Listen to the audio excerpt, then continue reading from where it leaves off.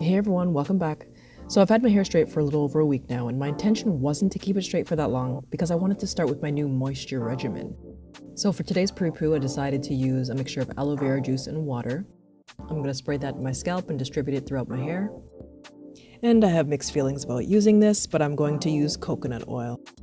I've decided to start finger detangling. I'm not entirely sure how that's going to go, but we'll see. And I have my scissors on hand just in case the detangling session doesn't go. Okay, you know what? All right, let's put these down. Let's be positive. To make things easier, I always put my hair in 4 sections. So to start, I just spray my scalp, massage that in, and then once I'm done that, I wrap up the section and then move on to the next. I repeat this process for the remainder of the sections, and then I move on to the coconut oil.